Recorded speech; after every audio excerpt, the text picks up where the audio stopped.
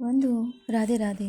बंधुओं, शुक्ल पक्ष की चतुर्थी तिथि बुधवार से 11 दिवसीय गणेश उत्सव की शुरुआत हो रही है।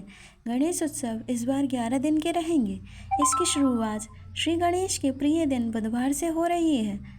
इसलिए बड़े बड़े पंडालों में, सार्वजनिक पंडालों में एवं घरों एवं गणेश प्रतिमाओं के पहुँचने का श्री गणेश शुरू हो जाएगा। इस बार प्राण प्रतिष्ठा चतुर्थी तिथि में बुधवार को ही हो जाएगी, जो कि भगवान का प्रिय दिवस है। तो इस वीडियो में आज हम जानेंगे श्री गणेश स्थापना और पूजन गाइड क्या है, गणेश पूजन की विधि, मंत्र, मान्यताएं और इनकी स्थापना के मंत्र क्या हैं, पूजा में गणेश जी को क्या चढ़ाएं, दूर्वा चढ़ाने का क्या महत्व है, वैदिक पूजा कैसे की जाएगी, गणपति अथर्वशीष पढ़ें या ना पढ़ें, गणेश जी से जुड़ी कुछ अन्य मान्यताएं भी हैं, हम उनको भी जानेंगे। तो आइए जानते हैं।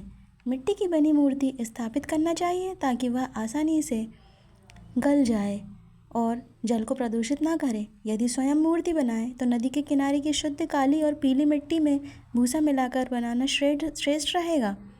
गणेश जी की स्थापना अस्थायी रूप से 10 दिनों के लिए की जाती है। इससे चलित स्थापना कहते हैं। कहीं कहीं कम दिन के लिए स्थापना होती है।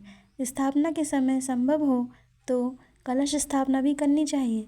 प्रतिमा को काला छोड़कर किसी भी रंगीन आसन पर विराजित किया जा सकता है। पीला और हरा रंग विशेष रूप से शुभ माना जाता है।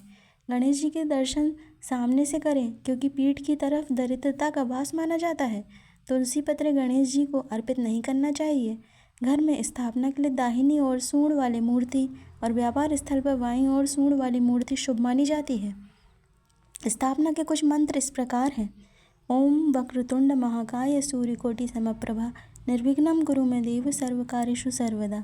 ओम गम गणपतये सर्वकार्य सिद्धि कुरु कुरु स्वाहा। ये गणेश जी का सबसे सरल और प्रभावी मंत्र है। महाकर्णाय विघ्नाय वक्रतुंडाय धीमहि तन्नो दंती प्रचोदयात्, ये गणेश गायत्री मंत्र है। ओम गम गणपतये नमः, ये गणेश जी का बीज मंत्र है। इस मंत्र का जाप आप 108 बार कर सकते हैं। इससे बुद्धि और समृद्धि में वृद्धि होती है। पूजा में गणेश जी को क्या चढ़ाएं?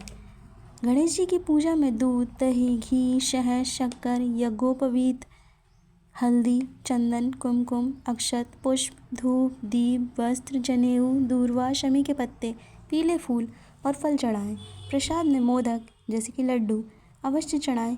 यह सब गणेश जी की मूर्ति के समक्ष चढ़ाएं। गणेश जी की पूजा आराधना के समय स्नान कर पीले वस्त्र पहनना सर्वश्रेष्ठ माना जाता है। दूर्वा चढ़ाने का कुछ महत्व है। दूर्वा अर्थात दूब विशेष रूप से गणेश पूजन में अर्पित की जाती है। कहा जाता है कि यह औषधीय गुणों से भरपूर है। पौराणिक कथा के अनुसार जब गणेश जी ने अनलासुर दैत्य का वध कर उसे निगल लिया था तो उनके पेट में अग्नि सी जलन होने लगी। उस समय दूर्वा सेवन से यह जलन शांत हुई। तभी से गणेश जी को दूर्वा अत्यंत प्रिय है। देव जी की वैदिक पूजा क्या है, तो गणपति अथर्वशीष बताते हैं। जिस प्रकार प्रत्येक मंत्र के आरंभ में ओमकार शब्द का उच्चारण आवश्यक है, उसी प्रकार प्रत्येक शुभ अवसर पर गणेश पूजा अनिवार्य होती है।